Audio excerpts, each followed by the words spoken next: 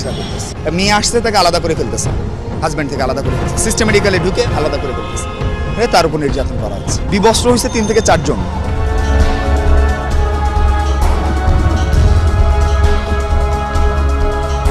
এগারো বছরে 2টো মেয়েকে এখানে নির্যাতন করা হয়েছে। একটা মা সহ শাড়ি পরা ছিল, একটা মা বাচ্চা সহ। সে মাটা বারবার বলছে আমার বাচ্চা আছে, আমার বাচ্চা আছে, সেই বাচ্চাকে আলাদা করে তার উপর নির্যাতন করা হচ্ছে। মেয়েটা চিৎকার দিয়ে উঠছে, চিৎকার দিয়ে উঠছে, ওনার মেয়েটার সামনে কাপড় চোপড় নাই, একটা ছেলে আমার শার্ট দিতে খুললা। মেয়েটার দিয়ে ঠিক আছে, সম্পূর্ণ ছিঁড়া ছিল, চাদর ছিল বড়, চাদরটা মেয়েকে আমি দিয়েছি।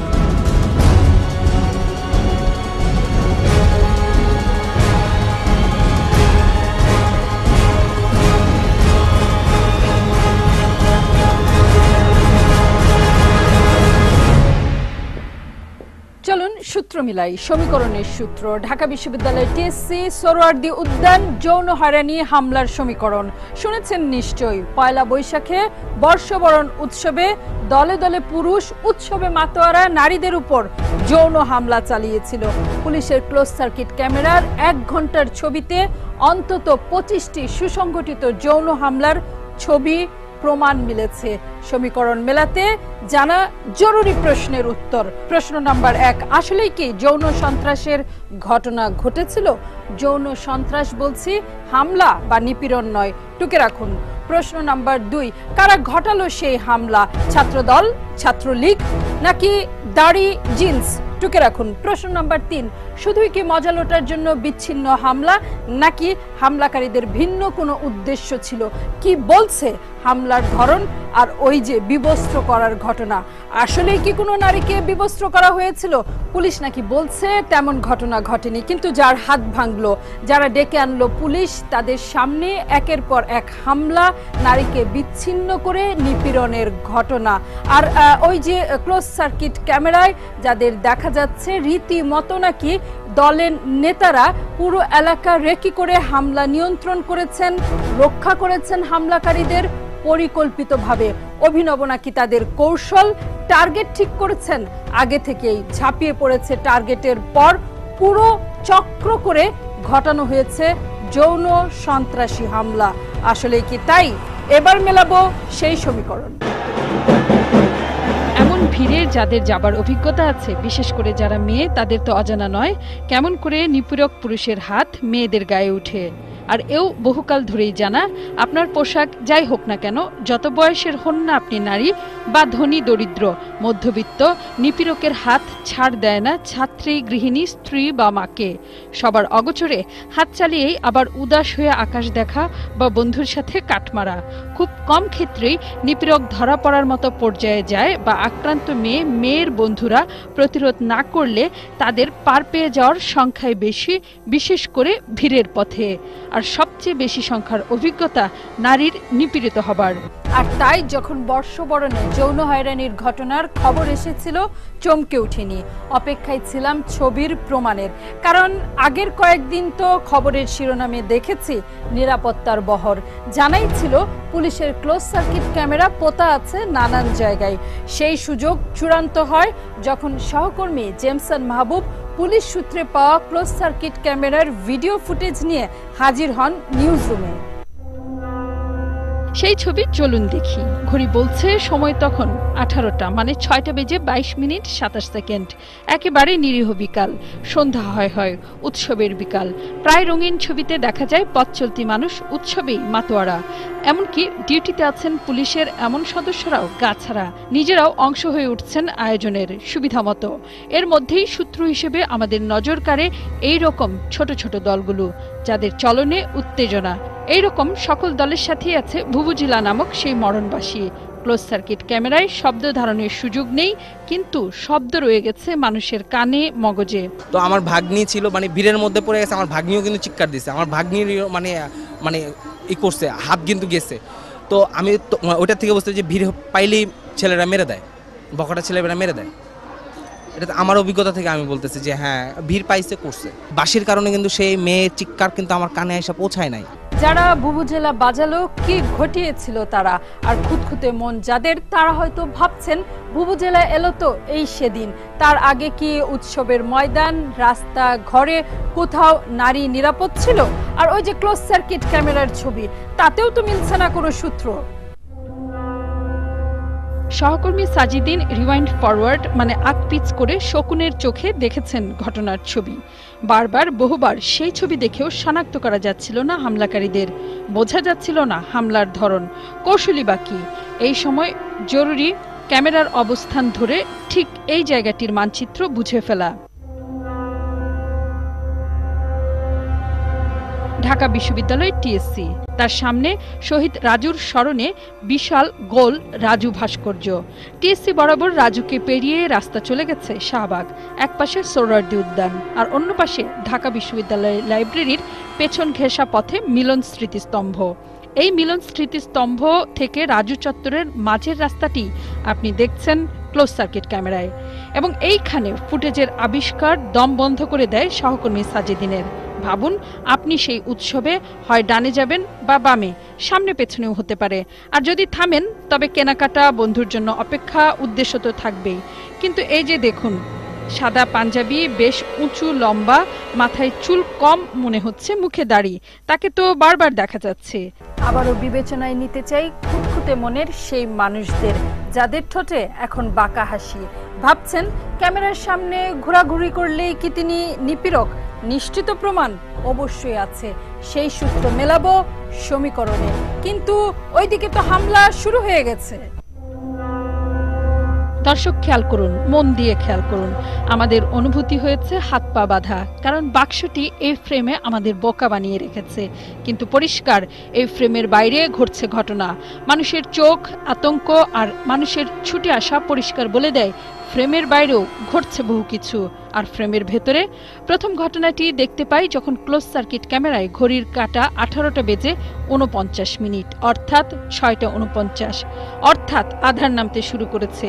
ক্যামেরায় তখন নাইট ভিশন চালু, সব ছবি রং হারিয়ে সাদা কালো। এর মধ্যেই ঘটতে থাকে একের পর এক ঘটনা। এক বা একাধিক মেয়ে একদল পুরুষের গড়া বৃত্তে আটকা, ভেতরে অসংখ্য হাত, কেউ বা নিজের শরীর দিয়ে ঝাপটে ধরে আছে মেয়েটিকে। 6টা 49 মিনিট 1 সেকেন্ডের প্রথম ঘটনার 49 সেকেন্ডের মাথায়, অর্থাৎ 6টা 50-এ দ্বিতীয় আক্রমণ।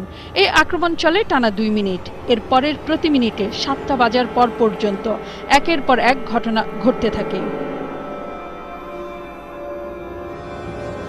এই দেখেন, এখানে আর একটা মেয়েকে অ্যাটাক করেছে। এখানে একটা কালপিট আছে, আমি চিহ্নিত করে দিই। দেখেন, একে আমি অনেকবার দেখতেছি। দেখেন এই যে এই যে এই যে এই যে এই যে এই যে দেখেন মুখে দাঁড়িয়ে, এই যে এই মাথা, আর একটু দেখে, এই যে এই যে শয়তানটা, এই যে এই যে মুখে দাড়ি দেখছেন, এই যে পাঞ্জাবি পরিহিত, এটাকে আমি অনেক মানে ওই পরে আমি যখন টিভির সঙ্গে বসছিলাম ওকে অনেক চিন্তা করে দিয়ে আসছি যে এটা একটা কালপ্রিট। দেখেন ও কিভাবে সুযোগ নেওয়ার চেষ্টা করছে, একটু আগে একটা সুযোগ নিছে, পরে আবার ওখানে একটা সুযোগ নিচ্ছে। ঠিক এই সময় ছবিতে লিটন নন্দী সহ বেশ কয়েকজনকে দেখা যায় আক্রান্ত নারীদের উদ্ধারে অভিযান চালাতে, হামলাকারীদের প্রতিরোধ করতে। রীতিমতো মানব বর্ম তৈরি করে আক্রান্ত নারীদের নিরাপদে বের করে দেওয়ার চেষ্টা করছিলেন তারা। পুলিশও ছিল অ্যাকশনে, পুলিশে অ্যাকশনের খবর বলবো ছবি ধরে ধরে। কিন্তু তার আগে ওই যে সাদা পাঞ্জাবিওয়ালা যাকে আবিষ্কার করলো সহকর্মী সাজিদিন, তিনি নাকি যেদিকে হেঁটে যান সেদিকেই ঘটে নারীর উপর হামলা। সাদা পাঞ্জাবিওয়ালাকে আমরা প্রথম দেখি 6টা 38 মিনিটে, যখন একটি ধাওয়ার ঘটনায় পুরো এলাকায় হুড়মুড়িয়ে পড়েন অসংখ্য মানুষ, পড়ে যায় মোটরসাইকেল, নারী, শিশু। আর তখনও কিন্তু আক্রমণ চলছিল সমানতালে। 6টা 38 মিনিটে সাদা পাঞ্জাবিওয়ালা, দাড়ি, বেশ লম্বা মানুষটি, দেখুন অকারণ নয় কি তার উপস্থিতি, তিনি আবার একা। কিন্তু 2 মিনিট পর 6টা 40 মিনিটে এইরকম মুভমেন্টে পরিষ্কার তিনি একা নন। 10 সেকেন্ডে তিনি ফ্রেমের বাইরে চলে যান। তার ঠিক 50 সেকেন্ড পর 6টা 41 মিনিটে আমাদের সেই ভদ্রলোক আবার ফ্রেমে। 6টা 43 মিনিটে আবারও তিনি আসলেন। কি মনে হচ্ছে কারোর জন্য? নিশ্চয়ই অপেক্ষায় তিনি। 6টা 57 মিনিটে আবারও এই ব্যক্তিকে হন্তদন্ত অবস্থায় 2 সেকেন্ডের জন্য ফ্রেমে দেখা যায়। 6টা 59 মিনিটে আবারও 20 মিনিট আগে প্রথম দেখতে পাওয়া বুকে সবুজ কারুকাজ, সাদা পাঞ্জাবির মধ্যবয়স পেরোনো মানুষটি ঠিক ক্লোজ সার্কিট ক্যামেরার নিচে। কি ভাবছেন? অহেতুক ভদ্রলোকের মানহানি? ঘটনা ঘটাচ্ছে ফটকা পোলাপান, অথচ দাড়িয়ালাকে নিয়ে টানাটানি। কিন্তু ছবি তো বলছে তিনি যেদিকে যাচ্ছেন ঘটনা ঘটছে সেই দিকেই। রীতিমতো হামলাকারীদের হামলার আগ মুহূর্তে তার সাথে কথা বলতেও দেখা যাচ্ছে। নির্দেশ দিচ্ছেন না তো, আবার তার নিজেরও হামলায় অংশ নেওয়ার ছবি আছে পরিষ্কার। আরো যৌন সন্ত্রাসী গ্রুপের নেতার ছবি আছে একই ক্যামেরার ফুটেজে। ফিরছি বিরতির পর। সাদা পাঞ্জাবিওয়ালা বৃত্তান্ত। ব্যক্তি জীবনে পাঞ্জাবি আমার পছন্দের পোশাক। ৭১-এ আমাদের সহকর্মীরা ঈদ পুজোয় পাঞ্জাবি পরে হাজির হন আপনাদের সামনে, বাধা নেই। আর এই সমাজে বহু গুণীজনই দাড়িওয়ালা। আর সমীকরণের অবস্থান একেবারে পরিষ্কার। খুঁজে বের করতে হবে অপরাধ আর অপরাধীর সূত্র। ৬টা ৩৮, ৩৯, ৪১ থেকে ৬টা ৫৭ পর্যন্ত যেখানে সাদা পাঞ্জাবিওয়ালাকে দেখা গেছে, খেয়াল করুন দর্শক, তখনই তার আশেপাশে জটলা, হামলা, ধস্তাধস্তির ঘটনা ঘটেছে। কি মনে হয় পুরোটাই একেবারে কাকতালীয়? মন দিয়ে দেখুন, ৬টা ৪০ মিনিটের এই জায়গাটিতে পরিষ্কার বোঝা যায় তিনি একা নন। আবার ৫৭ মিনিটে তিনি কি যেন বলে চলে গেলেন, আর যাকে বলে গেলেন আমাদের সন্দেহবাতিক সাংবাদিকের মন, আমরা বলতে চাই নির্দেশ দিয়ে গেলেন। নির্দেশ তামিল দাতাই তো একটি দলের নেতা হয়ে মেয়েটিকে ধরে টেনে হেঁচড়ে ঝাপটে ধরে নিয়ে যাচ্ছেন নাকি?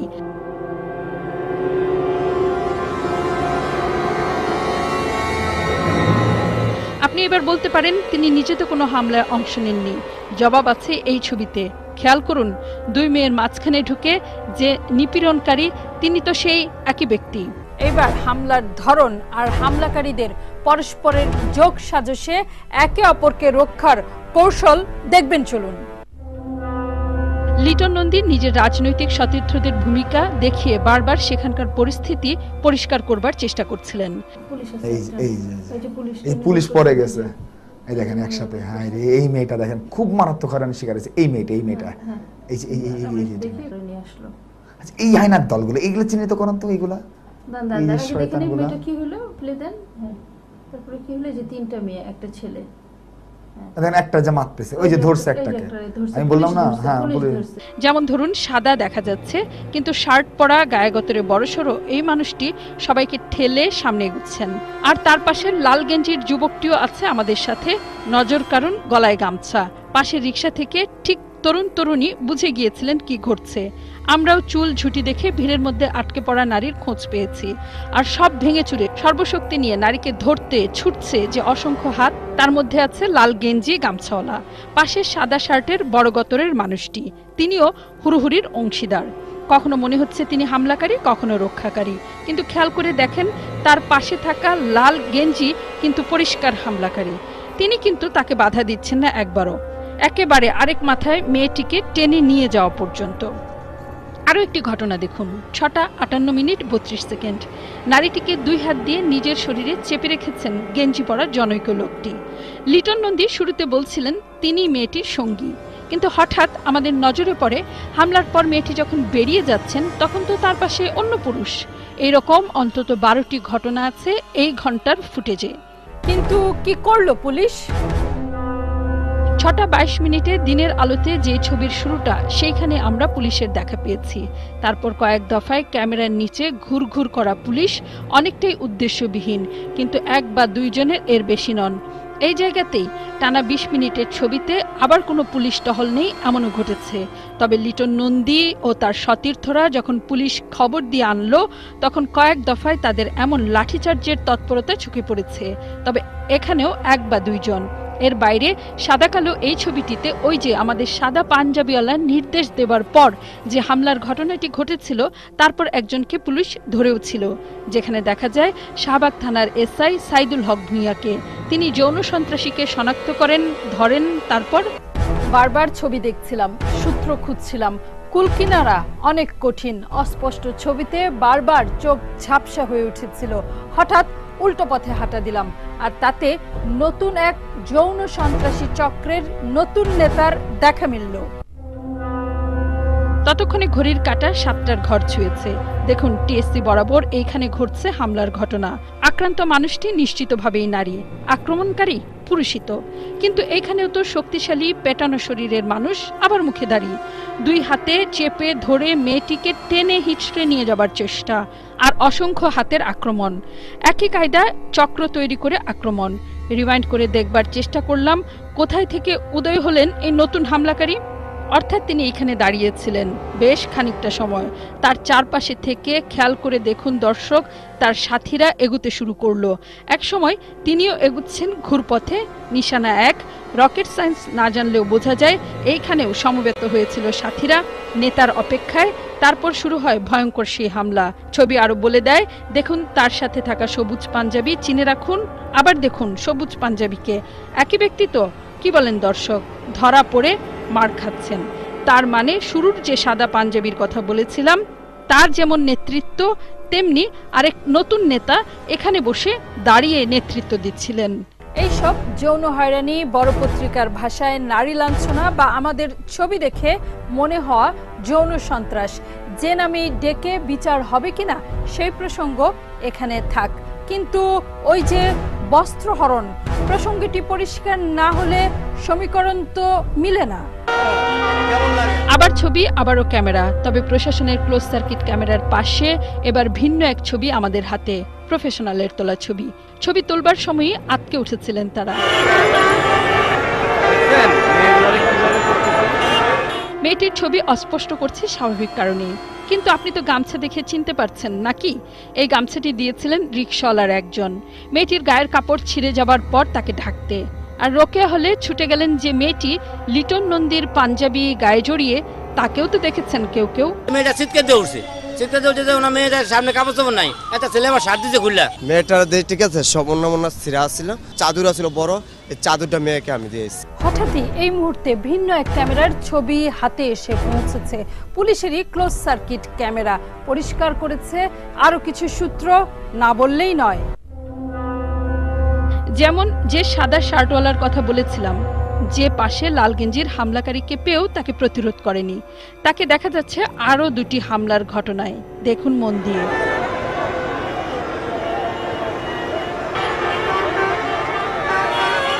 জানি খুব অস্পষ্ট নয়, মন দিয়ে এইরকম ছবি আপনি দেখলে, বারবার দেখলে নিশ্চয়ই পাবেন এদের নাম ঠিকানাও।